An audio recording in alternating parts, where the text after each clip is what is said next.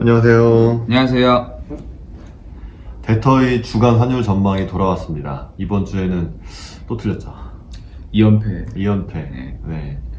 뭐 어쩔 수 없어요. 왜냐하면 저희가 장기 뷰고 사실 그 방향밖에 없다. 그러니까 달러원은 하락하는 방향이 현재 상황에서 맞다고 생각을 했었는데 그것도 그렇게 계속 맞췄죠. 네. 네, 정말 잘 맞췄는데 저희가 이제 미중 무역 협상에 대해서 무소식이 희소식이라고 해서 그동안 조용한 가운데 잘 빠지다가 계속 말이 나와요. 미국, 중국 양측에서 말이 나와요.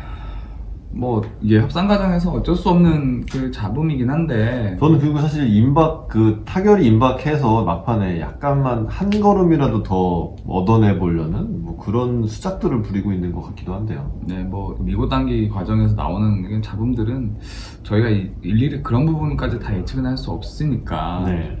큰 줄기인 이 합의가 결국 될 거냐 안 될 거냐 이걸로 봤을 때 이제 저희는 계속 합의는 결국 된다는 입장을 견지하고 있는 거고요. 네. 그 사이에서 뭐 지난주에 이어서 이번 주도 조금 이제 불안 심리가 좀 확산되면서 그렇죠. 불확실성이 증대되는 네네. 거죠. 네. 결국은 뭐 그런 그 어떤 노이즈로 인해서 좀 불확실성이 커지고 네. 그걸로 인해서 좀 환율이 상승한 네. 뭐 그런 한 주였다고 생각을 합니다. 맞습니다. 네. 지금까지 변명이었고요.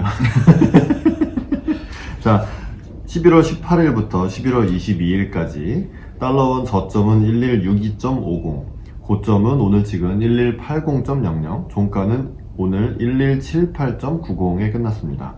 네. 월요일 날은 좋았어요. 왜냐하면 이 커들로 이 사람이 무역 합의에 근접했다 이런 얘기를 해서 다시 되나보다 하고 환율이 좀 빠졌다가 중국 당국자발 익명으로 1단계 무역 합의에 비관적이다 이런 보도가 나왔고, 또 트럼프는 합의가 없으면 관세를 더 올릴 것, 이것도 맨날 하는 얘기인데 뭐 있는 거 아니냐 이렇게 생각을 한 것에 플러스 이게 좀 컸는데 미국 상원이 홍콩 인권 법안을 통과를 시키는 바람에 중국에서는 강력히 반발을 했어요. 그러면서 이제 무역 합의가 원래 사실 지난 주말에 했어야 되는 거죠, 칠레에서. 근데 이게 칠레의 시위가 일으킨 나비 효과로 뭐 내년까지 연기될 수도 있다 이런 보도도 나왔었고, 그런 와중에 오늘은 또 중국에서도 말이 엇갈리게 나왔는데 류허 부총리는 이제 미국 협상단이 베이징으로 와라 이렇게 초청을 했지만 시진핑 주석도 원론적인 얘기, 무역 합의의 타결을 원하지만 싸움을 피하지도 않을 것, 이걸 또 강경한 발언이라고 해석을 했어요.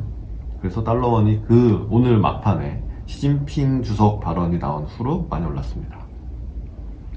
근데 이거 다 원론적인 얘기예요. 왜냐면 싸움을 걸었으면 피한다고, 내가 싸움은 싫다, 다 내주겠다 이렇게 말을 할 수 있는 국가 지도자는 없는데 싸울래나 보다 이렇게 돼가지고 불확실성, 불안감 이런 게 계속 증가를 했던 거죠.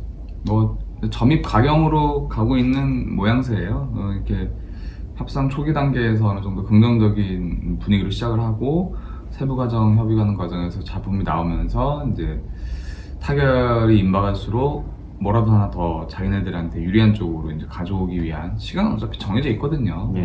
시간이 많지 않은 상황이기 때문에 원래는 이제 12월 초 중순 뭐 이 정도 타겟으로 잡았는데 네.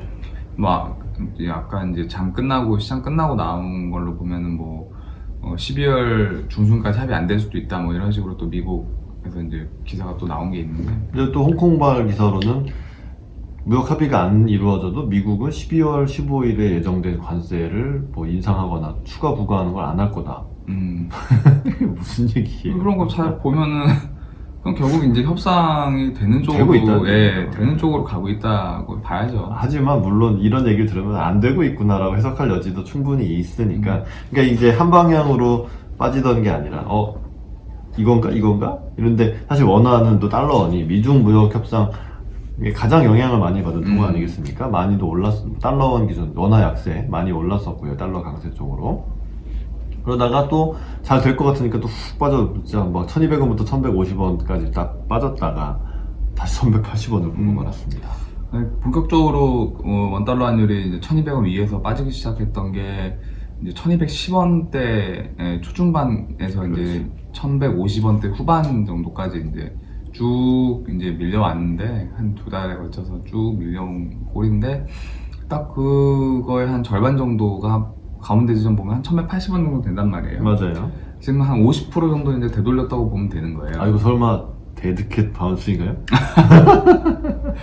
그래서 이제 뭐 한 절반 정도 이렇게 이제 되돌림이 진행됐다고 보면은 여기서 뭐 그 더 이제 급등하거나 이런 확률보다는 이제 1170원에서 1180원 언저리에서 이제 눈치 보기 싸움이 조금 이어질 가능성이 좀 지루한 장세가 또 이어질 가능성이 좀 있죠. 아, 네.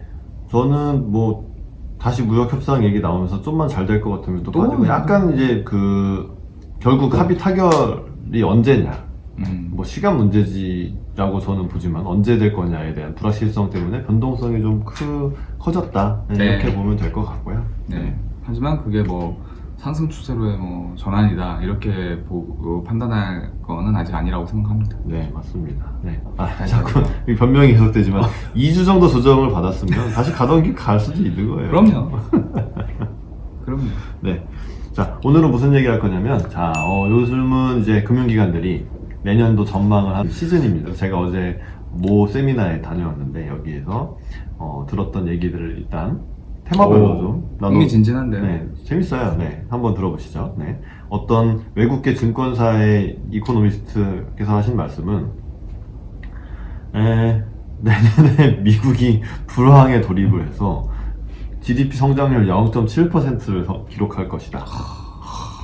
굉장히 극단적인. 굉장히 극단적인. 뭐 이거는 외부적인 그 뭐 무역 분쟁 이런 요인 때문이 아니라 내부적인 요인 때문이다.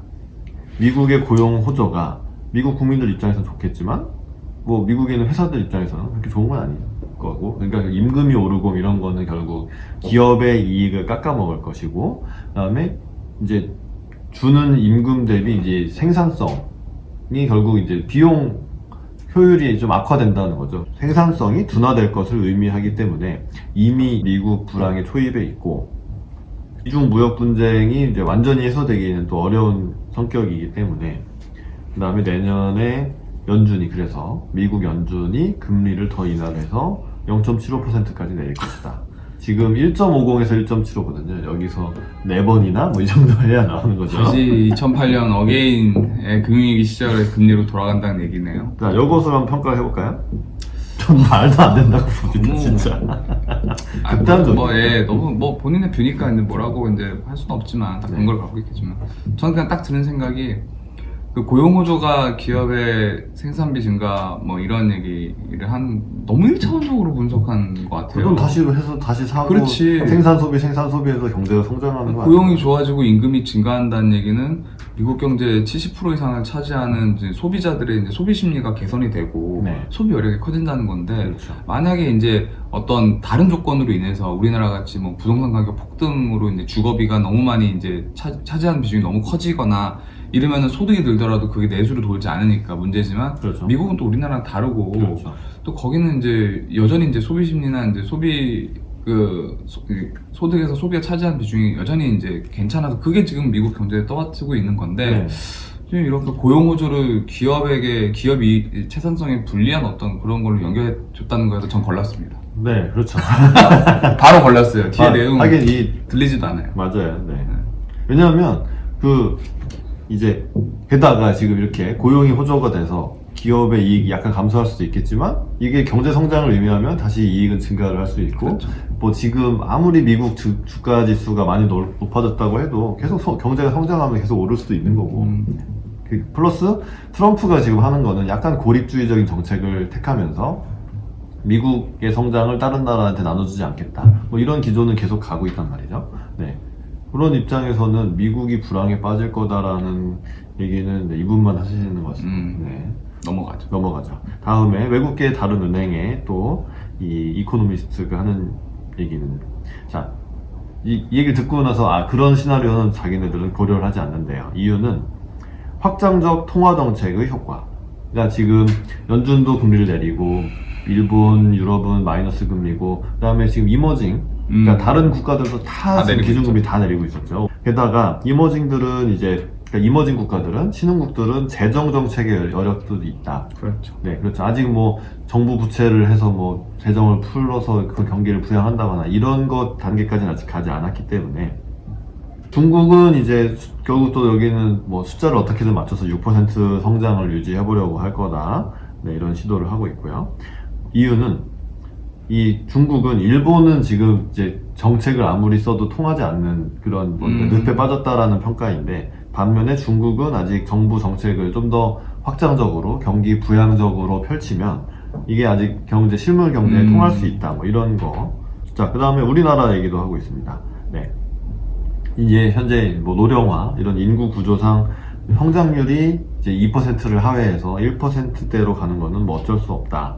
하지만 긍정적인 부분은 지금 30, 40대 고용이 좀 안 좋다라고 분석을 하고 계신데, 이게 오히려 정책적으로는 수정을 해서 이분들의 고용을 다시 뭐 좀 잘 되게 하면 어쨌든 좀 더 돈이 돌면서 경제 성장률에는 좀 긍정적인 부분이 있을 것이고, 산업정책 뭐 이제 일본의 수출 규제라든지 이런 거에 대해서 소부장이라고 불렀죠. 우리 소재, 부품, 장비. 네. 이런 산업정책도 펼치고 뭐 이렇게 하면은 성장률이 회복돼서 내년에 2.3에서 2.4% 정도. 네. 이렇게 괜찮네요. 괜찮아요. 저 정도면. 네. 그래서 미국의 경제 성장률은 뭐 1.8에서 1.9로 괜찮을 것 같기 때문에, 특히 대선이 있기 때문에 리세션 불황은 피할 거다. 따라서 연준은 계속 금리를 동결할 거고, 우리나라는 한 번 정도 더 내릴 여력이 있으니까 1%를 1.00 기준금리를 찍어보지 않겠느냐. 이런 전망을 하고 있습니다. 근데 처음 소개했던 전망보다는 훨씬 상식적이고, 상식적이고 예, 뭐 어느 정도 납득이 가는. 납득이 가고, 네. 왠지 이렇게 될 것 같다는 생각이. 뭐 비슷하게 또 갈 수도 있을 것 같다는 생각이 드네요. 네. 다른 한 분은 이제 이분도 뭐 국내 증권사에 그 리서치 쪽에 계시는 분인데, 재밌는 얘기를 했어요.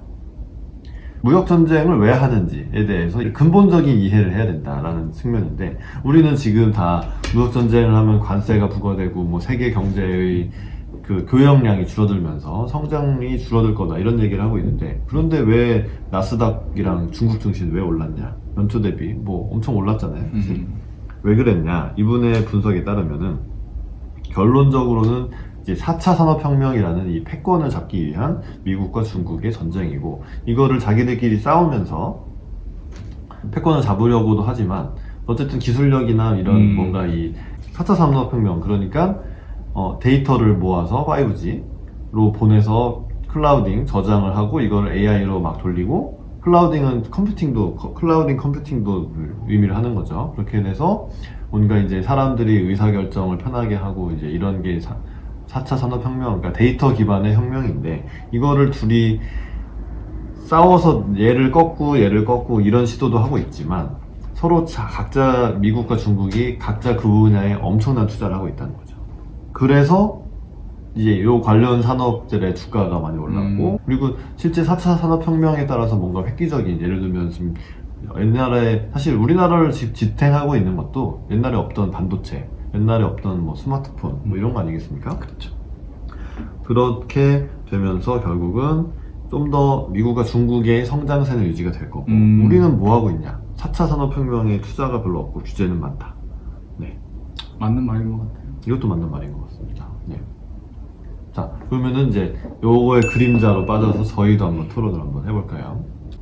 미국 대선이라는 건 결국 정치적으로 봤을 때는 가장 중요한 이벤트라고 보이기 때문에, 결국 뭐 미국이 불황에 빠지기는 힘들 것이고, 그리고 뭐 그동안 계속 해왔던 말씀이긴 한데, 불황에 좀 빠질 것 같으면은 약간 좀 중국이나 다른 이 주요 교역국들이랑 미국이 좀 유화적인 제스처를 취하면서 이 뭐 증시라든지 뭐 금리라든지 환율이라든지 이런 거를 트럼프는 망가뜨리지 않기를 원할 것이다, 이렇게 보고 있어서 결국 이제 뭐 성장이라든지 달러원 환율의 경우에는 달러원 환율의 하락을 의미하는 거고요. 자, 뭐 그런 게 이제 계속 유지가 될 것 같아요.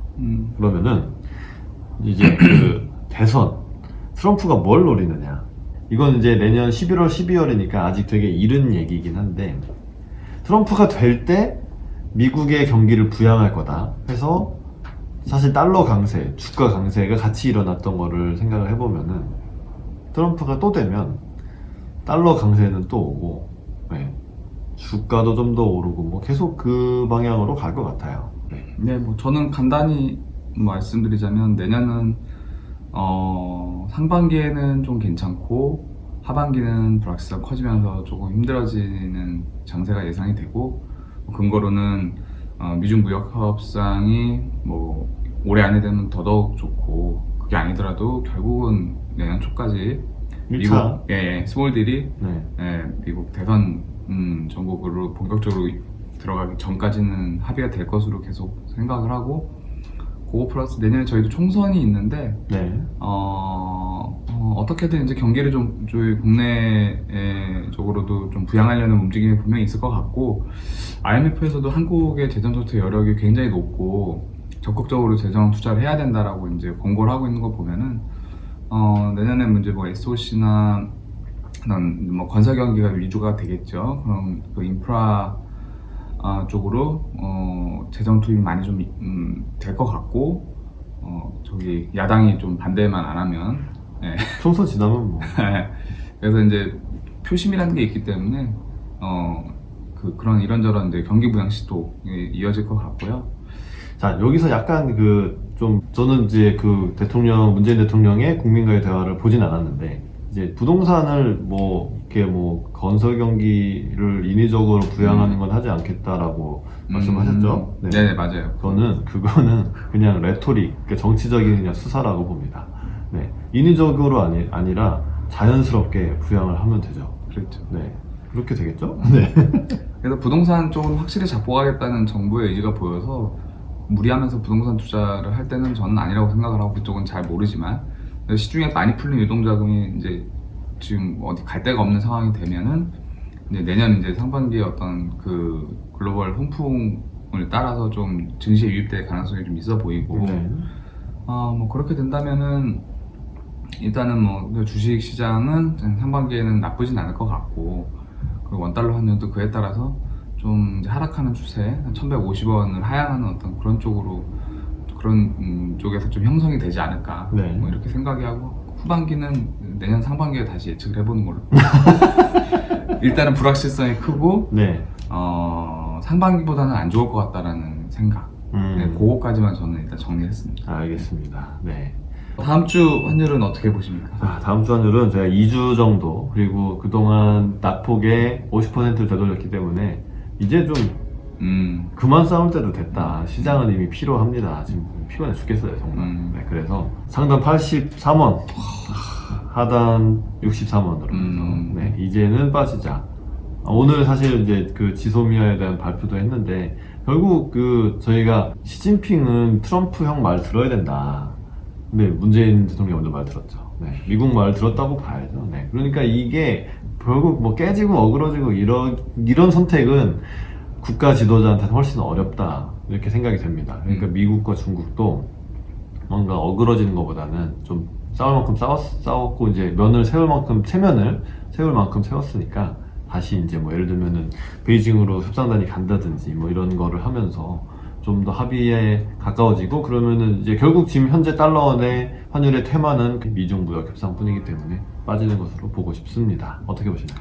저는 아까 말씀드렸듯이 한 절반 정도 이제 하락분을 되돌린 상황에서 이제 뭔가 다른 이제 다음 이벤트를 기다릴 것 같다 이런 생각하면서 1170원대 위주의 좀 지루한 장세가 좀 예상이 되고요. 물론 이제 또 이제 어떤 멘트가 나올지 이제 그걸 예측할 수는 없지만 입을 막아버릴 수도 없고. 네, 없지만 시간이 갈수록 협상의 윤곽이 더 뚜렷해진다는 거는 저는 그거는 확실하다고 생각을 하기 때문에 오르는 폭이 높진 않을 것 같아요. 그래서 상단은 1186원 정도, 6원. 네, 하단은 1167원, 네. 이 정도 해가지고 이번엔 좀 맞출 수 있기를 이번에는 네. 기원해 보겠습니다. 네, 저희는 이렇게 전망을 해보겠습니다. 네. 그리고 도움이 되셨으면 네, 구독을 눌러주시고 좋아요도 눌러주시고 네, 그러면 저희 댓글도 많이 달아주시면 저희한테 큰 도움이 되겠습니다. 네, 저희들의 의견은 개인 의견이고 저희들이 다니는 은행과는 아무런 상관이 없습니다. 그 다음에 투자는 여러분 개인의 판단에 의해서 하시는 것이고요. 저희의 의견은 참고만 해주시기를 부탁드리겠습니다. 네. 그러면 데터의 주간 환율 전망은 다음 주에 다시 돌아오겠습니다. 시청해주셔서 감사합니다. 감사합니다.